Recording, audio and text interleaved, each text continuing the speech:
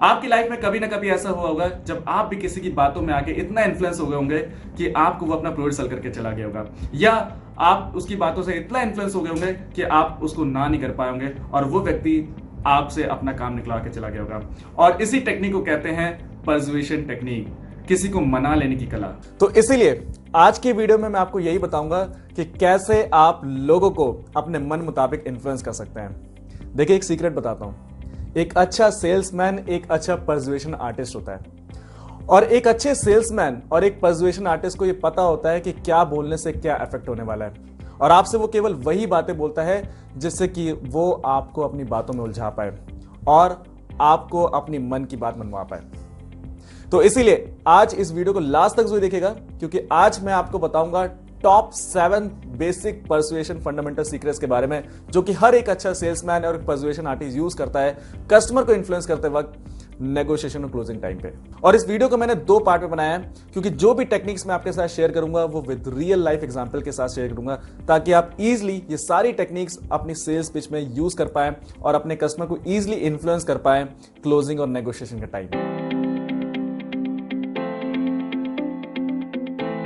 तो सबसे पहली सेल्स टेक्निक है रेसिप्रोकेशन, और इस सेल्स टेक्निक को कई सारे सेल्समैन, कई सारी कंपनी यूज करती हैं आपको अपना प्रोडक्ट सेल करने के लिए। एक्चुअली हमें बचपन से सिखाया जाता है कि हमें किसी का एहसान नहीं रखना चाहिए।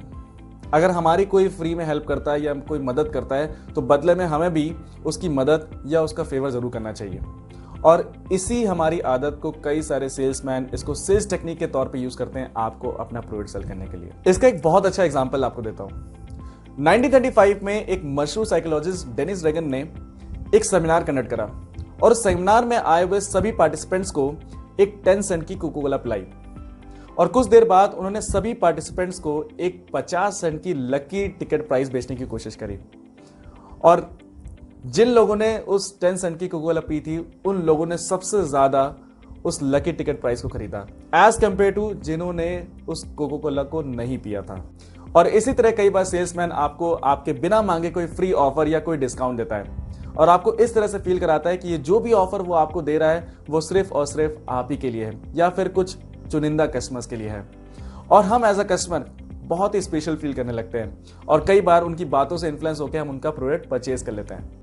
कई बार आपको सेल्समैन कोई फ्री गिफ्ट या कोई फ्री सर्विस आपको ऑफर करता है, और उसकी वैल्यू बहुत हाई शो करता है, और अक्सर देखा गया है कि हम इन ऑफर से बहुत ही जल्दी इन्फ्लुएंस हो जाते हैं और उनका प्रोडक्ट परचेज कर लेते हैं। एंड सेकंड टेक्निक का नाम है रिजेक्शन देन रिट्रीट। ये टेक्निक बहुत ही कॉमन है, कई सारी कंपनियां, कई सारे सेल्समैन इसको नेगोशिएशन के टाइम पे यूज करते हैं, और इस टेक्निक का नाम है रिजेक्शन देन रिट्रीट। और अगर इस टेक्निक को सही तरीके से यूज करा जाए तो डेफिनेटली आपका कस्टमर आपका प्रोडक्ट जरूर परचेज करेगा। और इस टेक्निक को मैं एक स्टोरी के फॉर्म में समझाऊंगा। एक बार एक छोटे से बच्चे ने अपने स्कूल के एनुअल इवेंट टिकट की शो, जो कि $5 की थी, उसको एक आदमी को सेल करने की कोशिश करी। उस आदमी ने तुरंत उस टिकट को लेने से मना कर दिया। तो उस बच्चे ने कहा, कोई बात नहीं सर, क्या आप मेरी $1 की चॉकलेट खरीदना चाहेंगे? तो उस आदमी ने उस चॉकलेट को तुरंत खरीद लिया। तो एक्चुअली यहां पे हुआ क्या, जैसे ही उस बच्चे ने $5 की टिकट के बजाय $1 की चॉकलेट खरीदने का ऑप्शन दिया, उस आदमी ने उस चॉकलेट को तुरंत खरीद लिया। और इसी टेक्निक को कहते हैं रिजेक्शन देन रिट्रीट, यानी कि पहले महंगी चीज दिखा के उसके आगे एक सस्ती चीज का ऑप्शन रख देना। और इस टेक्निक को कई सारे सेल्समैन यूज करते हैं। पहले वो आपसे अपनी डिमांड ज्यादा रखते हैं और उसके बाद वो अपनी डिमांड कम कर देते हैं, और एज ए कस्टमर हमें लगता है कि अब डिमांड कम कर दी गई है या अब हमें वो प्रोडक्ट सस्ते में मिल रहा है, तो हम ना करने की बजाय उस प्रोडक्ट को परचेज कर लेते हैं। तो यहां पे 2 चीजें काम करती हैं। पहली तो इंसान की रेसिप्रोकेट करने की आदत, दूसरा कंपैरिजन कि पहले प्राइस अब महंगा था और अब सस्ता मिल रहा है।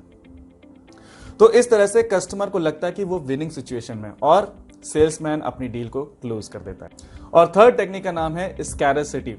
अगर आप B2C सेल में है, B2B सेल्स में, डायरेक्ट सेल्स में, नेटवर्क मार्केटिंग सेल्स में, तो ये टेक्निक आपके लिए बहुत यूजफुल है अगर आप अपने कस्टमर को ऑन दी स्पॉट क्लोज करना चाहते हैं। जब ऑफर दुर्लभ हो जाते हैं तो हमारा मन उन्हें और भी चाहने लगता है।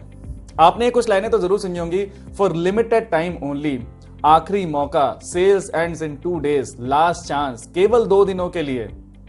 एक्चुअली ये जब लाइनें हम सुनते हैं ना, तो हमारा ब्रेन ट्रिगर करने लगता है कि ऑफर खत्म होने से पहले उस प्रोडक्ट को परचेज कर लिया जाए। इसको एक एग्जांपल के तौर पे समझाता हूं। आपने अक्सर देखा होगा एक रियल एस्टेट एजेंट जब भी आपको कोई घर दिखाता है या प्लॉट दिखाता है तो आपसे ये बात तो जरूर कहता होगा, सर 2-3 कस्टमर और हैं जो इसी प्लॉट में इंटरेस्टेड है और सर अगले महीने इसका प्राइस भी बढ़ जाएगा। तो एक्चुअली वो आपके मन में डर पैदा करता है और आपको 2 तरीके से इन्फ्लुएंस करता है। पहला, वो एक तो चीज की कमी दिखाता है, दूसरा वो आपको ये बताता है कि जो ऑफर वो अभी आपको दे रहा है वो अगले महीने खत्म हो जाएंगे।